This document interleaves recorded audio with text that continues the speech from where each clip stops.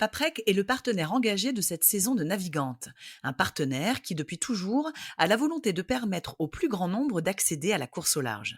C'est pour ça que l'entreprise a lancé le défi Paprec qui permet à de nouveaux skippers de vivre une première expérience et de participer en double sur le même parcours à la première étape de la solitaire du Figaro Paprec. C'est pour ça aussi que Paprec soutient la filière d'excellence de course au large qu'est la classe Figaro Beneteau en renouvelant son partenariat avec la Transat Paprec, la première transat en double mixte dont la deuxième édition part de Concarneau en avril 2025, avec toujours le même objectif, susciter des vocations et faire émerger de nouveaux talents.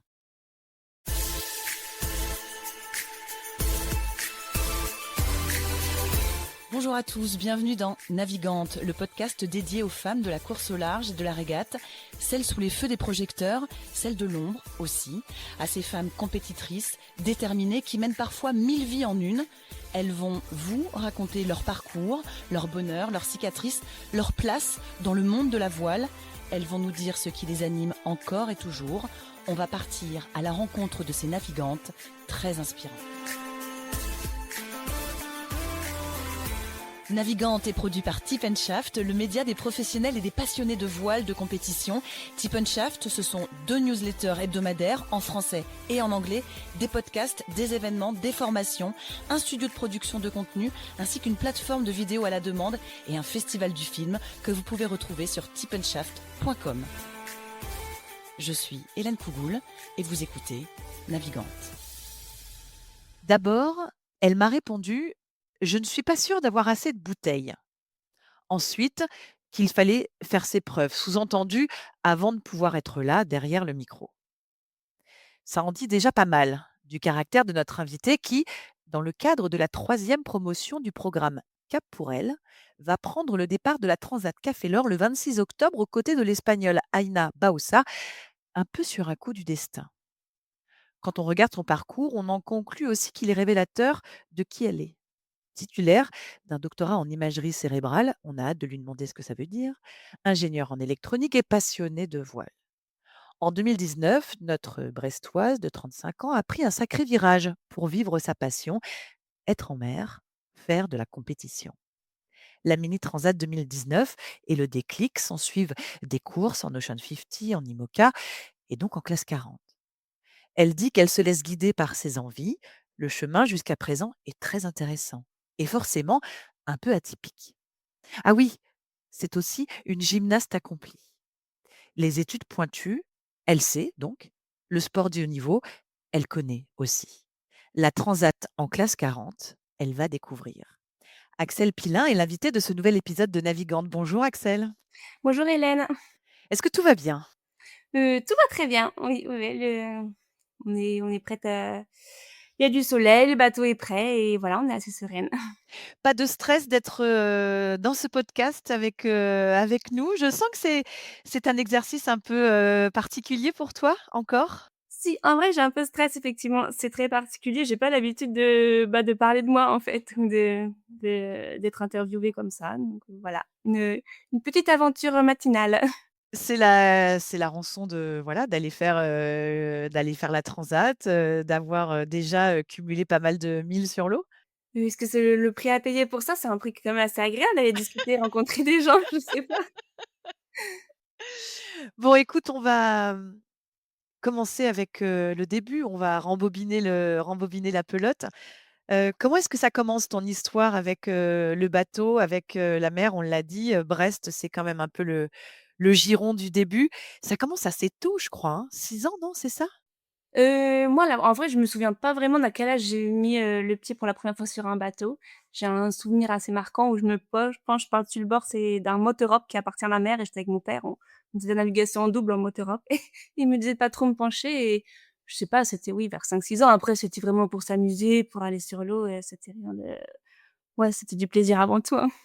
C'est à quelle place, la voile dans ta famille? Puisque tu parles, du moteur-hop qui appartient à ta maman, de nav en double avec ton papa, c'est un truc qui est très prégnant chez vous? Oui, je pense que c'est quand même assez présent, hein. Mes parents, ils ont beaucoup navigué, quand ils étaient un peu quand ils avaient mon âge, en fait, dans 20 ans, 30 ans et après ils ont acheté un bateau donc on a toujours vécu, enfin un petit peu sur la mer, au bord de la mer et c'est quelque chose qui leur tenait à cœur. Ma mère, elle fait des études d'architecte naval, en fait, à Southampton aussi. Bon, elle a fini professeure de mathématiques mais elle avait voulu faire carrière, dans la voile.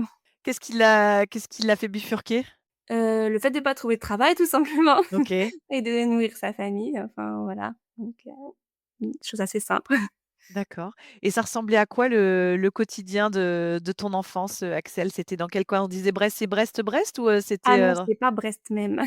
C'est, à côté du Conquet, donc c'est même pas au Conquet, c'est dans la campagne du Conquet, au bord de la mer, entre le Conquet et la Pointe-Saint-Mathieu, en face du Chenal du Four, pour ceux qui connaissent. Mmh. c'était quoi? C'était Plougonvelin ou c'est encore plus C'est loin ou? le Conquet. Ah, le Conquet, d'accord, OK. Après, si on veut continuer plus à l'ouest, faut aller sur les îles. Voilà. Et toi, dans ton quotidien à toi, on l'a dit, hein, il y avait, alors la voile, oui, évidemment, quelque chose d'assez inné finalement, j'ai l'impression dans la famille. Il y a les études aussi, on va bien sûr, en parler, et puis il y a la gym, Axel. C'est quoi cette Oui, histoire? c'est quoi cette histoire? Bah, c'est plutôt c'est quoi cette histoire de voile maintenant alors que Oui! j'ai pas ouais, non oui, dans mon enfance, en fait, enfin, j'étais à l'école comme tout le monde et après, je passais mes soirées quasiment dans la salle de gym, c'était plutôt ça mon quotidien. C'était et la voile, c'était le week-end. Donc moi, j'étais passionnée de gymnastique. J'adore, les sensations que ça procure, le fait, de se concentrer sur toi, d'apprendre de nouvelles choses, enfin, d'apprendre des nouveaux mouvements et toujours se découvrir ça mentalement parce qu'il faut quand même être, assez discipliné en gymnastique, hein. Et ça a un peu repoussé les limites, de ce qu'on peut faire. C'est toujours des nouvelles figures qu'on peut apprendre et en fait, peu importe à n'importe quel âge aussi, je pense. Tu avais tu atteint quel niveau? Est-ce que tu t'étais fixé des objectifs? Non, bah, j'aimais bien la compétition, mais j'aimais bien la compétition dans le sens où ça me permettait juste moi de progresser et j'avais pas des objectifs de performance, Tu t'es jamais dit: «J'irai faire les jeux olympiques» ah non, ou? non, non, j'étais vraiment loin de ce niveau-là. Les ceux qui font les jeux olympiques, c'est peut-être, 30-35 heures par semaine et moi je faisais à peine 10 heures par semaine de gym, donc c'était Qui est pas déjà pas mal? c'est déjà pas mal, mais c'est pas du tout le niveau, pour être en équipe de France, faire des compétitions internationales, donc c'était une passion, mais un niveau moyen, on va dire, pas du haut, haut niveau, Tu en as fait pendant combien d'années? Parce que j'ai l'impression que ça s'est arrêté finalement assez tard. Oui, j'ai fait une quinzaine d'années de gym, je pense, hein, entre mes 10 ans et mes enfin, un petit peu peut-être avant du coup, jusqu'à mes 23-25 ans, je pense. J'ai vrai À 25 ans, j'ai vraiment arrêté la gym et encore que, j'ai jamais vraiment arrêté parce qu'encore cette année, comme j'ai une petite sœur qui a 10 ans de moins que moi, elle, elle fait de la gym aussi et donc cette Mmh. année, quand je rentrais chez mes parents, j'allais m'entraîner avec elle, en fait. Ça ça, mmh, Ça t'a forgé de quelle façon ces années, de gymnastique où il faut effectivement, comme tu le disais à juste titre, beaucoup de rigueur notamment? Mais je pense que ça m'a apporté ça, la pas l ça m'a aidé à j'aime l'entraînement du coup grâce à la gym en fait, j'aime aller, j'aime m'entraîner, j'aime essayer des nouvelles choses, hein et comment ça m'a formée? Oui, ça m'a apporté la discipline et aussi le fait de se fixer des objectifs, de dire: «Ben, peut-être dans un mois, dans 2 mois pour cette compétition, j'ai envie de réussir ça, il faut que ce soit prêt à ce moment-là». Comment ça t'aide aujourd'hui? Ça m'aide à organiser ma vie, je pense un petit peu, à me dire, bah, moi j'ai toujours cette perspective de j'ai un objectif et je fais tout pour y atteindre et en gym, je sais j'étais comme ça, j'étais assez tenace, assez coriace. J'ai envie de réussir cet élément et du coup, je vais tout faire pour y arriver et je pense qu'aujourd'hui, je fais toujours un petit peu comme ça, dans ma vie, professionnelle ou ou personnelle. On va évidemment, en reparler de ce virage, comme on le disait en 2019 que tu as pris. Moi, j'aimerais bien que tu nous parles un petit peu de tes études, Axel, parce que, une docteure en imagerie cérébrale, autant te dire que j'en ai pas rencontré souvent dans ma vie. Je pense que nos auditeurs et auditrices, pas forcément non plus. On est Ça consiste en quoi? Et qu'est-ce que tu avais dans ta tête, toi, pour aller jusque-là? Parce que si on dit docteur, ça veut dire, un doctorat, ça veut dire une thèse, Oui, ça veut dire beaucoup d'études, des longues oui. études. Qu'est-ce que tu avais envie de faire? Qu'est-ce que tu avais derrière la tête? À quoi ressemblait ton emploi du temps pendant toutes ces années-là?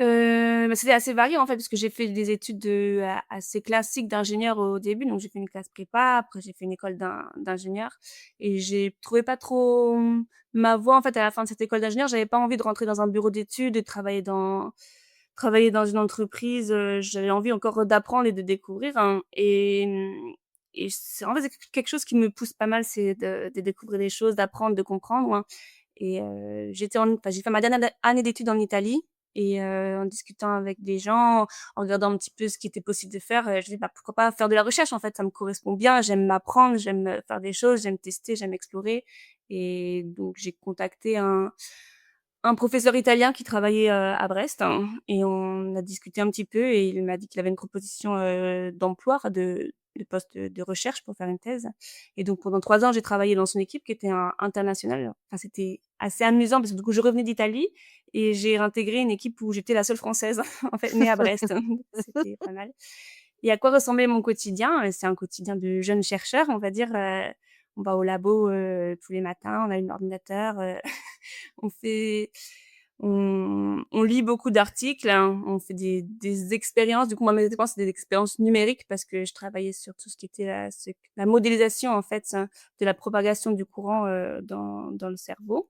Donc, et après, c'était appliqué à l'imagerie cérébrale. Donc finalement, mon doctorat, c'était beaucoup de physique, des maths et de l'informatique. C'était à la croisée de ces disciplines.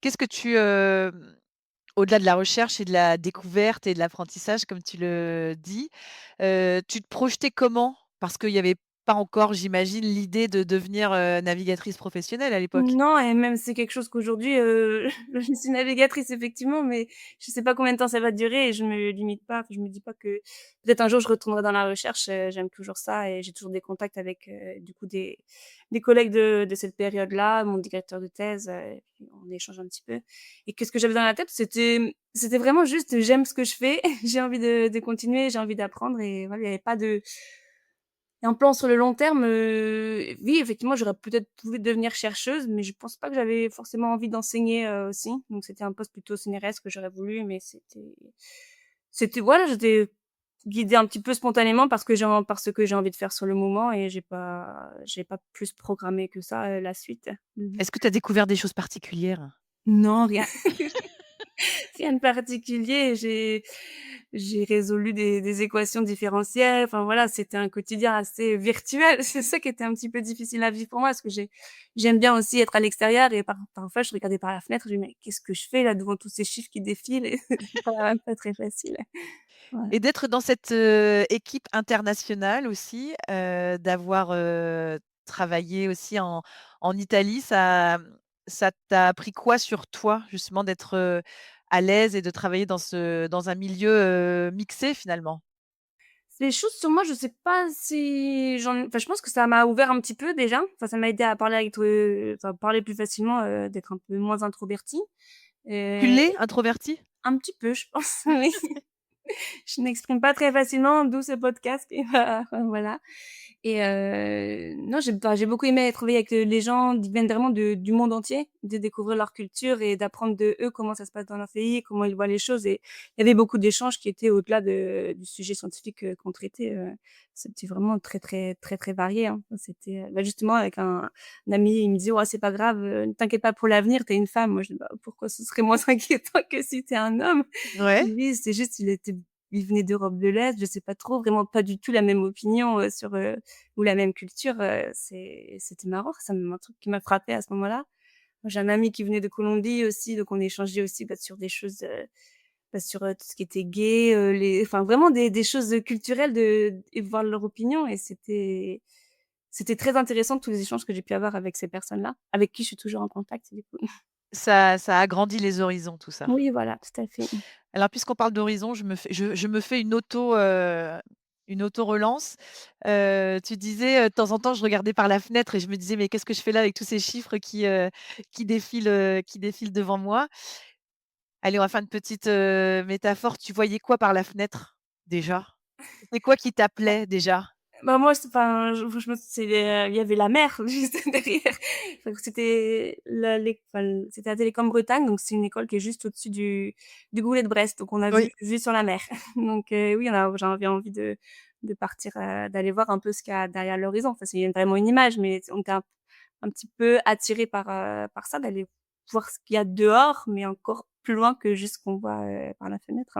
Tu te sentais tiraillé, Axel, entre, cet amour que tu avais pour, la recherche et que tu as toujours, j'imagine, et cette envie, qui devenait de plus en plus dévorante, d'aller justement voir ce qui se passait de l'autre côté de l'horizon? Ah oui, c'est pas facile parce que, en fait, moi, mes études m'avaient permis d'atteindre ce niveau-là, de travailler avec, des personnes qui sont vraiment très douées dans leur milieu et en même temps, on a envie de quitter pour aller voir, quelque chose qui nous plaît, donc c'est pas facile de trouver un équilibre entre 2 passions finalement, entre la science et la mer et par contre, je pense qu'aujourd'hui, je suis assez contente parce que j'ai réussi à trouver un petit équilibre en tant qu'ingénieure pour d'autres équipes et donc ça me permet de travailler un petit peu sur tout ce qui est technique et aussi de naviguer à côté donc j'aime bien l'équilibre que j'ai réussi à mettre en place. Je sais pas combien de temps ça peut tenir mais Bah, c'est déjà bien de l'avoir trouvé. Je crois que on va dire que c'est 2019 l'année, charnière, Axel? Avant?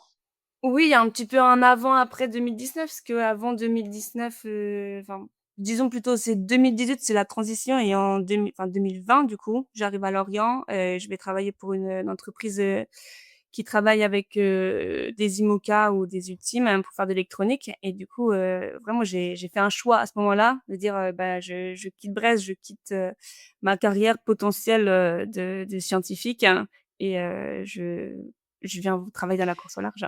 Comment on fait ce choix-là? Parce que c'est ça qui m'intéresse. Comment tu fais ce choix-là? Comment on ne doute pas? Comment est-ce qu'on doute d'ailleurs? Est-ce qu'on a besoin d'en parler beaucoup? Est-ce que tu en as parlé avec tes parents, avec des proches? Enfin, comment on arrive à faire ce choix-là qui est quand même, assez fort? Moi, je doute toujours, hein. Ouais, ouais, donc je vais quand même petit à petit, mais ce qui me guide, c'est ce que j'ai envie de faire et c'est un petit peu mes valeurs aussi. J'essaie d'être en accord avec moi-même et est-ce que j'ai fait le bon choix à ce moment-là? Je sais pas. Pour l'instant, tout va bien, je suis heureuse et ben, voilà et comment j'ai choisi? Je me suis dit quand même cette opportunité de venir travailler à Lorient avec, des bateaux aussi incroyables que ça, je pense que ça n'arrive qu'une fois. Alors qu'éventuellement, revenir faire de la recherche, je pense que c'est difficile comme monde aussi, c'est pas facile d'accès, mais c'est plus probable. On parle de petite probabilité Mmh. et que c'est moins impossible que d'avoir 2 fois cette opportunité de venir travailler à Lorient et de réaliser en quelque sorte un petit peu un rêve, de côtoyer tous ces grands marins, donc c'est un peu ça qui m'a guidée, c'est les statistiques. Tu avais quoi toi dans l'envie en venant, donc en lâchant Brest, après cette thèse, de venir, donc t'installer à Lorient, cette fois en ingénieur, en électronique, si je me trompe pas, hein, Oui. c'est ça? Ça, c'était pour toi quoi? C'était un premier pas pour mettre le pied à l'étrier pour toi après aller faire du bateau? Je pense pas qu'à ce moment-là, je me disais que j'allais faire du bateau. Je me disais: «Je suis déjà très contente d'aider tous ces marins à naviguer et les voir un petit peu au quotidien, rendre transformer un petit peu ma vie dans ce sens-là, ça me plaît et ça me suffit en quelque sorte et je pensais pas que ça m'amènerait à naviguer sur des bateaux aussi incroyables, vraiment c'est Tu travaillais avec qui au début? C'était quoi? C'était Spindrift, non, Corom, il y j'ai a eu? travaillé avec, bah, du coup aussi j'ai travaillé avec ces équipes-là, mais c'était par l'intermédiaire de Pixel-sur-Mer. C'est une Ouais. entreprise qui fait des pilotes et des boîtiers d'enregistrement des données à bord, hein et donc c'est grâce à cette entreprise que j'ai pu rencontrer toutes ces grandes équipes, hein. C'est eux qui m'ont ouvert ils m'ont ouvert leurs portes et ça m'a ouvert, des portes à côté, en plus, hein. Qu'est-ce que tu faisais? Avec qui tu travaillais? Ouh là! La liste est longue et c'était assez difficile à gérer. Je me souviens, il y avait quand même beaucoup d'équipes parce qu'il y a eu effectivement, il y a eu Spindrift comme tu l'as dit tout à l'heure, hein. Il y a eu Coram l'épargne. Je suis arrivée en fait, au moment où ils construisaient, le bateau et du coup j'ai participé, à la construction, enfin c'était le covid aussi donc c'était une période un peu Heu, particulière. Donc j'ai participé aux premières navigations du bateau. Il y a eu un petit peu, de Charal aussi, il y a eu l'Occitane quand c'était Armel Tripan. Enfin, il y a eu enfin, beaucoup d'équi un petit peu de Banque Populaire aussi, enfin vraiment, tous les beaucoup des enfin disons la moitié des équipes qui sont basées à Lorient, j'ai pu travailler avec elles et découvrir aussi leur quotidien, hein. C'était hyper intéressant. alors on parle de ça, Axel, mais on est bien d'accord qu'en 2019, tu participes à la Mini Transat? Oui, oui, c'est ça et du coup, en fait, ce changement enfin le moi j'arrive en 2020 du coup, enfin mars 2020. Mars 2020, c'est aussi le covid. Du coup, j'arrive en mars 2020 à Lorient et j'avais fini du coup la mini transat en novembre 2019 et c'est dans l'hiver, en fait, que j'ai fait ce choix de déménager. Voilà, on va quand même en parler de ce c'est pour ça que je disais que 2019, c'était un peu l'année charnière parce qu'effectivement, il y a cette inscription et cette participation à la Mini à bord de, Les Copains d'abord. Tu termines 31e, c'est ça, Tu le sais mieux que moi. de cette Mini? Ah bah, j'ai fait Ouais, quelques recherches quand même. ouais, ouais. La même année où il y a Amélie Grassi aussi Ah oui, qui fait cette Mini qui termine 8e, Violette d'Orange, oui. aussi qui fait cette Mini-là. La volonté de faire cette course-là, qui, quand même peut être le point de départ, d'une autre une grande aventure derrière. Voilà, tu es dans quel état d'esprit en t'inscrivant? Tu avais déjà quelle expérience à l'époque? Est-ce que tout allait être assez nouveau en t'inscrivant à cette course-là? Du coup, les projets mini, c'est des projets qu'on fait enfin, quasiment sur 2 ans au minimum hein, et moi, j'ai fait un du coup, j'ai commencé à naviguer en mini en 2018. J'ai acheté mon 18? bateau et j'ai participé, je sais plus à enfin, aux courses du circuit mini, donc j'avais, finalement, du coup, en prenant le départ de la mini transat, j'avais juste mon expérience du large, hein, en solitaire, hein, que c'était juste mes courses en mini. J'avais pas fait plus que ça. Ma 1re navigation en solitaire, c'était en rade de Brest avec un entraînement, ils font un petit peu des entraînements IRC et j'étais déçue parce que j'étais la dernière, mais moi j'étais en mini. Les autres, j'avais des bateaux de 10 mètres de long et j'avais tellement envie de bien faire que j'ai j'ai pas réussi à être satisfaite de ma place. Donc oui, ma première année en solo, c'est 2018 et après, du coup, la mini transat en 2019 hein, et mon objectif en vérité en faisant du mini, c'était tout d'abord de participer au mini Fastnet parce que, comme mes parents habitent, en face du chenal du Four, moi j'ai vu du coup enfin tous les ans quasiment passer ces mini qui passaient juste devant nos fenêtres et c'est un petit peu ça qui m'attirait au tout début. C'était: «Bah, je veux faire le mini Fastnet en fait. Je veux vivre cette course, voir ce que ces marins ont vu alors que moi je les observais» et du coup en 2018, je fais le mini Fastnet avec mon père. C'était un petit peu, Ah symbolique aussi, génial! ouais Ouais. voilà. Et en rencontrant le groupe de ministres, je me suis aussi un petit peu laissée entraîner. C'est pas que je voulais pas faire la mini transat, mais je me suis laissée entraîner à la faire, plus rapidement que prévu, en fait et la faire tout de suite en 2019, hein. Tu voulais pas la faire tout de suite parce que tu te sentais pas encore, Je voulais apprendre «capable» entre plus, guillemets, prendre je mets mon des guillemets, temps. hein. Oui, voilà, Ouais. c'était prendre mon temps, me sentir bien sur le bateau et enfin, bien naviguer et finalement les choses se sont quand même déroulées correctement. Si je ne me sentais pas capable de la faire, je l'aurais pas enfin, je me serais pas lancée, je me serais pas inscrite à la course, hein. C'est l'entraînement du groupe qui a un peu précipité les choses et puis ouais. Il en reste quoi de cette mini transat, Axel? Ça change les gens quand même, hein, de faire la mini. On a fait la mini.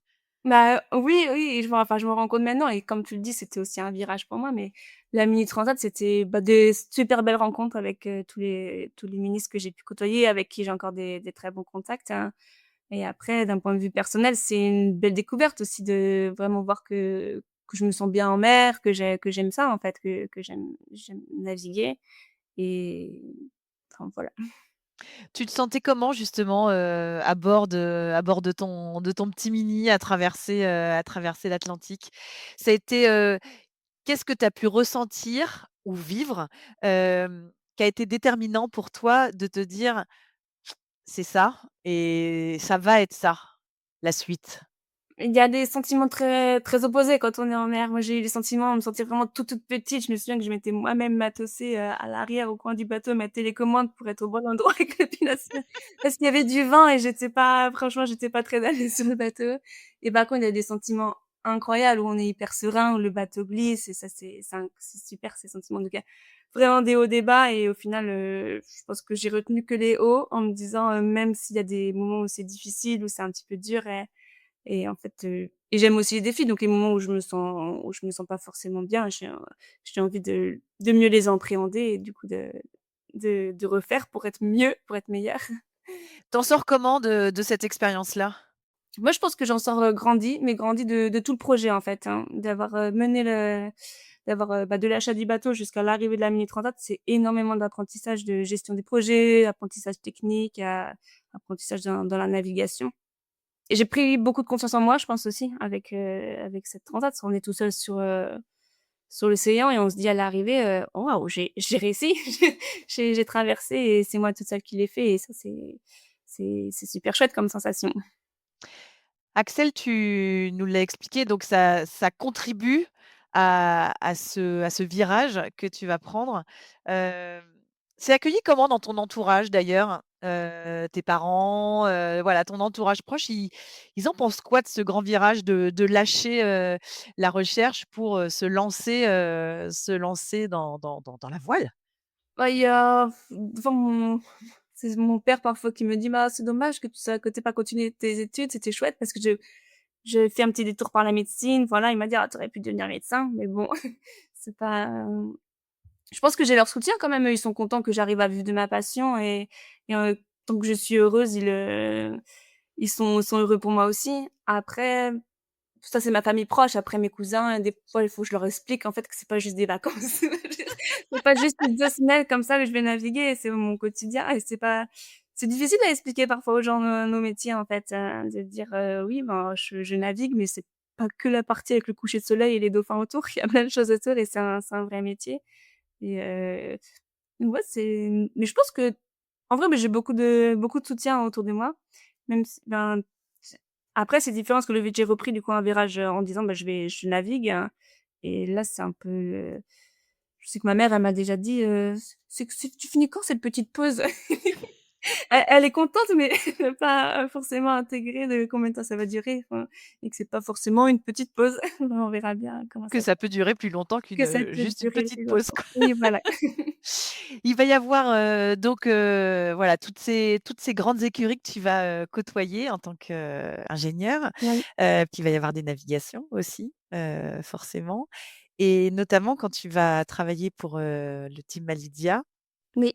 avec ce leg 6 dans la The Ocean Race en 2022-2023.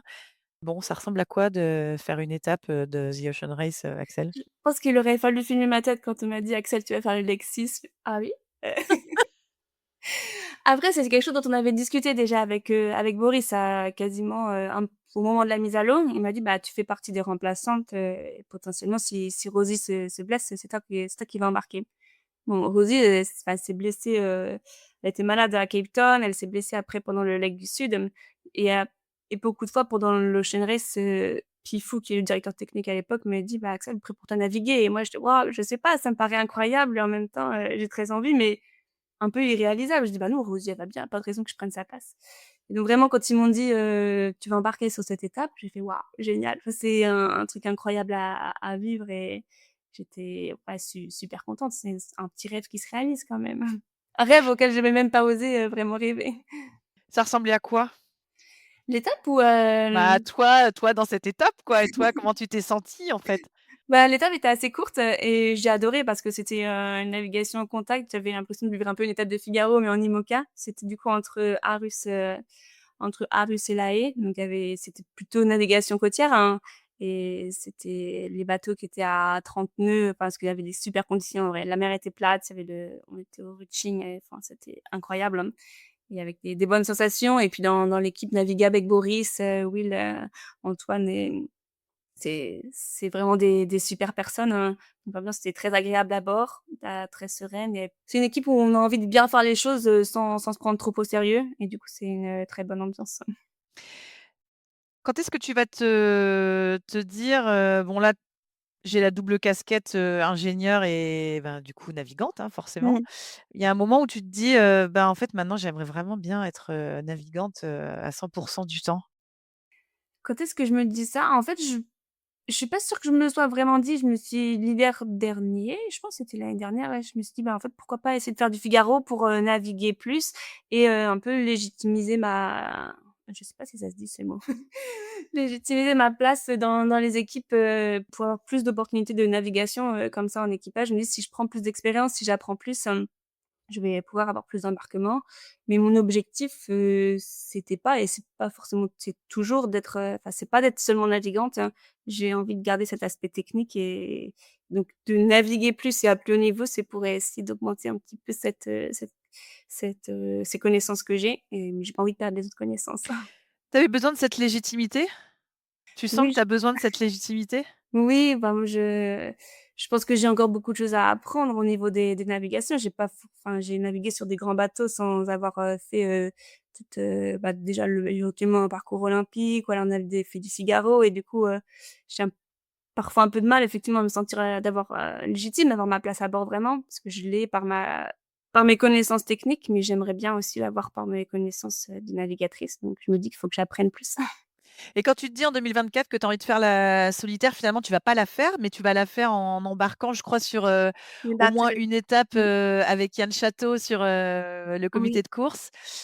Comment ça se passe cette année-là? C'est que c'est compliqué de trouver des sous? C'est que comment ça se concrétise ou pas d'ailleurs?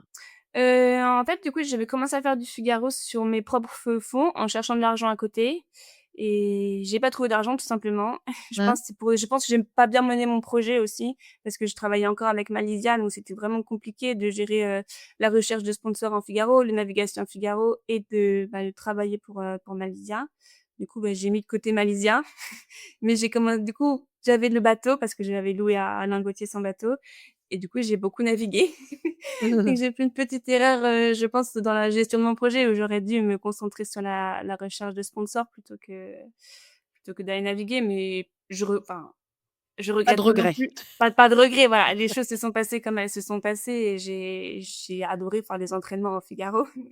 Donc c'était une belle expérience, hein.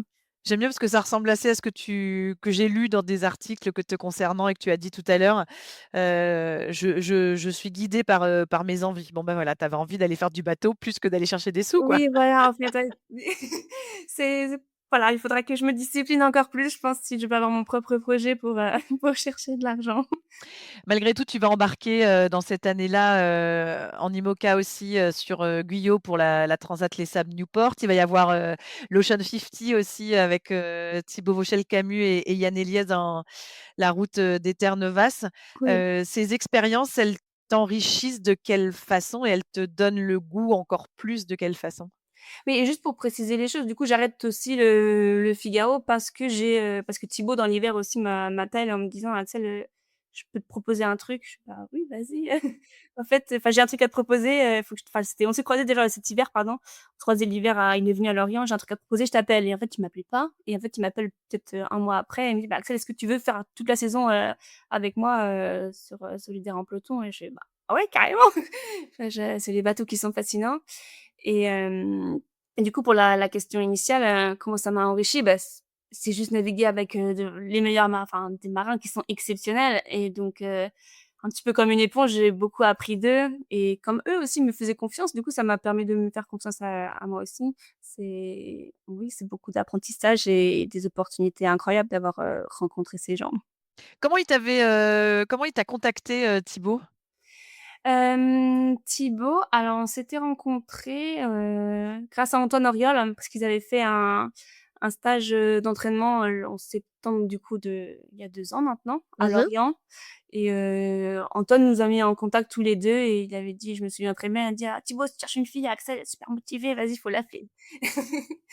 Voilà et donc merci Antoine et ensuite, je pense que Thibaut dans sa tête avait décidé de naviguer avec Yann Eliès et comme j'avais navigué sur Malaysia avec Yann, je pense qu'il a discuté et puis voilà, enfin Formidable. Et puis, il va y avoir, bah, ce qui va te concerner dans pas longtemps, Axel, hein, oui. c'est-à-dire, le départ de cette transat Café L'Or. Pourtant, alors, comme je dis, sur un coup du destin, évidemment, on va y revenir. Mais il y a donc ce programme, Cap pour elle. J'aimerais bien qu'on en parle parce qu'effectivement, c'est un programme, formidable, qui donne l'opportunité aux femmes, d'aller faire cette transat, là. C'est la troisième année, là, cette année. Mmh mh. Hem, Toi, tu t'inscris, tu passes le concours. Comment ça se passe? Tu peux nous le décrire, cette espèce de concours de Cap pour elle? Ouais, c'est un concours un petit peu étrange. Moi, au début, j'étais comme moitié, en fait, j'ai très envie de faire la Transat Jacques Vabre. J'avais essayé de la faire il y a 2 ans, du coup et ça s'est pas fait. Enfin, voilà, c'est comme ça Je te coupe et 2 secondes. oui. Tu dis: «J'avais envie de le faire», par exemple, le Figaro, puis bon, les sous se trouvent pas. Ou la Transat, j'avais envie de la faire il y a 2 ans, puis ça s'est pas fait. Quand ça se fait pas, mais que tu as eu l'envie, il y a le doute qui s'installe chez toi ou tu prends ça comment? Tu es du genre à prendre ça comment, toi? Moi, je prends ça bien. Je me dis J'adore. pas c'est pas je me dis pas que c'est un échec à 100. Enfin, c'est des choses j'ai toujours appris, en fait, de ces expériences. Me dire, bah, j'ai là, ça n'a pas marché pas pour cette raison. Je me dis en Figaro, je me dis: «Bah, ça n'a pas marché parce que j'ai pas géré bien le projet, j'ai pas réussi à m'organiser bien pour trouver de l'argent, où je me dis pas: «J'ai pas eu de chance» ou «Je suis Mmh. pas forte». Enfin, je pense que Tu des restes cartésienne. oui, cartésienne ou alors naïve, je sais pas. Dans le sens, je dis: «Bon, ça ira bien la prochaine fois». Voilà et du coup, pour revenir, oui, au programme, Cap pour elle, hein, heu, il y a Thibaut qui m'en a parlé. Il m'a dit: «Bah, ça, c'est comme une belle opportunité». Mais le programme, il se lance quand même genre 6 mois avant la Transat et je me dis, l'année dernière, j'ai pas réussi à trouver d'argent pour, faire la saison au Figaro. Pourquoi est-ce qu'en me lançant 6 mois avant la Transat Jacques Vabre, je vais réussir à trouver de l'argent? Enfin, ma capacité, j'ai quand même bien cherché l'année dernière et voilà et donc j'ai une amie par contre qui m'appelle et qui me dit: «Axel, faut qu'on fasse ça» et c'est une amie qui est assez proche avec qui je m'entends très, très bien et du coup Comment elle s'appelle? elle s'appelle, Cécile Léringer et du coup je me dis: «Bah oui avec toi, je suis carrément partante en fait». Enfin je donnerais tout pour y aller et puis même si on a, je sais pas un ski à moitié déchiré, enfin pas déchiré, mais si on part dans les mauvaises conditions, je sais qu'on va bien s'entendre et ça va aller quoi, enfin on va s'en sortir. Et donc on a postulé, on n'a pas été sélectionnés à la dernière phase, du coup, bah, Ça voilà. ressemble à quoi juste raconte-nous un peu à quoi ça ressemble justement les différentes phases de sélection? Il y a deux phases de sélection, je crois. Il y a une phase où il y en a 3 phases du coup. Il y a une première phase où c'est un petit peu sur dossier. Donc on fait un sur dossier, puis on doit envoyer une vidéo, pour le qui servira du coup à la deuxième phase. Donc avec Cécile, on a été sélectionnés, lors de la première phase. En fait, du coup, notre, super vidéo a été, diffusée et après c'est les gens sur internet qui votent, en fait, pour leur duo favori et là, il y a 3 duos qui sont choisis et suivant le résultat de ces votes sur les vidéos, les 3 duos choisis vont, du coup rencontrer un jury et défendre leur projet. Alors Mmh. attends, là tu nous mets l'eau à la bouche, ça ressemblait à quoi cette vidéo-là? Il faut pas aller la voir. Parce qu'en fait, on l'a tourné, j'étais en train de j'ai travaillé pour Thibaut, sur son chaîne Future en électronique tout l'hiver, hein, donc j'ai refait tout l'électronique et Cécile est venue me voir à Saint-Malo et là, on a tourné cette vidéo en 2 jours. On s'est super amusés. Il y a Chloé qui fait la com, pour Thibaut qui nous a aidés aussi et on s'est beaucoup amusés, mais je suis pas très sûre que ce soit un chef-d'œuvre du cinéma français. Bon, il y a cette troisième phase donc devant le jury. Et du coup, non, nous, on n'a pas été à cette troisième phase. Ouais, Bon mais alors c'est, Aïna Baossa l'espagnole et Caroline Boule qui vont être, sélectionné. sélectionnées pour, disputer cette transat Café L'Or, donc en classe 40. Mais Caroline attend un heureux événement. Exactement. Donc il faut une remplaçante. Ouais. Comment ça se passe? Comment ça se passe? Et ben, c'est un petit peu étrange. Je reçois un message de Aïna un soir et «Axel, est-ce que tu es à Lorient?» et Aïna Boza, je la connais pas du tout. Enfin, je connais son nom parce que je l'ai vu dans des classements, mais je l'ai même pas croisée sur les pontons. J'ai vu quelques j'ai entendu parler d'elle un petit peu sur les réseaux sociaux, mais voilà, enfin, je reçois ce message: «Axel, est-ce que tu es à Lorient?» Je fais: «Ah oui, j'habite à Lorient, je suis à Lorient» et elle me propose ensuite: «Est-ce que tu veux qu'on est-ce qu'on peut aller boire un café?» et moi, je savais qu'elle avait été sélectionnée avec Caroline et moi, c'était un moment où je cherchais, du travail, hein, pour, parce que, clairement, je suis au chômage. Trop mignon, le petit chat. Pardon. Oui, je précise que mon il y a un chat qui vient de faire son apparition pendant le Oui podcast. et c'est un moment où je cherchais du travail, donc j'avais mis une annonce dans Tip Job comme quoi je cherchais du travail, dans tout ce qui était, analyse de données, performance pour les volets de course au large. J'ai dit: «Bah, c'est étrange, hein, classe 40, pourquoi elle aurait besoin de moi? Enfin, normalement, il y a pas besoin de ce genre de profil, mais on peut quand même aller discuter» et voilà et donc je vais la rencontrer chez elle, hein, et elle m'expose direct le problème. Elle me dit: «Eh», comme elle dit toujours: «Axel, j'ai une petite question. Est-ce que ça te dit de faire la transat café L'Heure avec moi?» Je «Ah bon? Waouh! Mais pourquoi?» Je ne comprends pas et du coup, elle me dit, que Caroline ne peut pas la faire, hein, et qu'il faut une remplaçante, et moi je dis: «Bah oui, enfin c'est super, je suis assez flattée de ta proposition, mais j'aimerais bien qu'on navigue un petit peu ensemble, qu'on apprenne à se connaître avant de te dire oui, mais Ah, tu dis pas oui tout de suite? pas tout de suite, tout de suite». Enfin ça ça s'est passé très vite, hein, parce que je voulais apprendre à la connaître, hein, avant, voir un petit peu, comment ça pouvait se passer en mer entre nous, parce qu'on part c'est un projet, enfin on part en la finalité, c'est quand même partir 15 jours sur un bateau de 12 mètres de long, donc je pense qu'il faut quand même bien s'entendre avec la personne. Et il y a aussi le projet en amont à gérer. Donc je me dis: «Si je dois passer 6 mois avec quelqu'un avec qui je m'entends pas, bon, ça peut être un peu compliqué» Donc je lui dis: «Bah oui, pourquoi pas, je vais réfléchir, je te redis, mais si on peut s'organiser une petite navigation juste pour voir un petit peu» parce que je trouve qu'en mer, on apprend assez rapidement à connaître les gens et du coup, ce serait chouette si on pouvait naviguer une fois ensemble, même si c'est pas en classe 40 ça. Mais après, les choses vont trop vite en quelque sorte. Anne Combier me rappelle Anne plusieurs Combier qui fois. est team manager, hein, du projet. Oui, voilà, me rappelle plusieurs fois et moi, en vrai, je réponds pas parce que je sais pas quoi faire. Je sais que c'est pour me demander ça. Tu as ghosté Anne Combier, hein. Oui, C'est laid. Anne, désolée. Et moi, entre-temps, j'avoue que j'appelle plusieurs amis et je leur demande un petit peu ce qu'ils en pensent et de, comment choisir, au final et c'est juste, la décision, elle s'est prise plutôt, instinctivement. C'est est-ce que j'ai l'impression qu'avec Aïna, ça va bien se passer ou pas? Donc quand je rappelle, Anne, je lui dis: «Bon, bah, OK». Voilà. Mais j'ai eu 24 heures, en fait, pour dire oui ou non à ce projet et je pense que c'était, enfin, c'est une super opportunité, hein. Je veux dire, on t'appelle, on te propose de faire la Transat Café L'Or, enfin, c'est juste, incroyable. Ouais. Est-ce que, au-delà de l'aspect humain qui donc visiblement est très important, hein, bien sûr et tu l'as bien expliqué, il y a eu un moment où tu t'es dit, «Est-ce que je vais y arriver?» À faire cette Transat? Ouais, Oui, on a eu des gros doutes avec Aïna au niveau financier, en fait, parce que c'est pas forcément une période facile pour les entreprises. C'est pas une période facile pour qu'elles investissent dans des projets voiles parce que c'est la communication pour elles et c'est un budget qui est assez facile à couper, le plus facile à couper pour une entreprise. Donc on a eu des gros doutes, jusqu'à très récemment sur est-ce qu'on va vraiment être sur la ligne de départ de ce projet. Mais grâce à Gilda, du coup Gilda Gauthier qui est le directeur à Transat et Anne Combier, qui nous ont rassurés, on sera là. Dans 2 semaines, on prendra bien le départ. il est comment votre duo aujourd'hui, Axel, votre binôme sur ce Classe 40? Comment il est? Moi, il est assez, assez souriant, je pense, nous avec Aïna, on se sent hyper chanceuse d'être là, je pense, hein. On est très heureuse de naviguer et on est, ouais, juste super contente et on essaie de partager un peu notre joie. On est très complices aussi. Tu es quel genre de navigatrice, à bord, Axel? Moi? Ouais. Alors Aïna m'a surnommée Terminator. Oh la vache! Pardon. J'ai dit: «C'est pas très gentil», mais c'est parce que j'aime bien faire les choses, donc s'il faut m'atosser, bah, je m'attasse, s'il faut changer de voile, je change de voile, enfin voilà et du Ah oui, Terminator dans le sens, tu y vas quoi, tu ne rechignes jamais oui, devant la oui, tâche voilà. quoi. Ouais, voilà, c'est j'ai envie de bien faire les choses et du coup, je même si je suis fatiguée, je pense que oui, je vais au bout des choses et je pense que ça vient de la gym aussi, en vrai. Mmh. Et et on va dire, techniquement, tactiquement, tu sens que tes forces, elles sont où quand tu es en mer?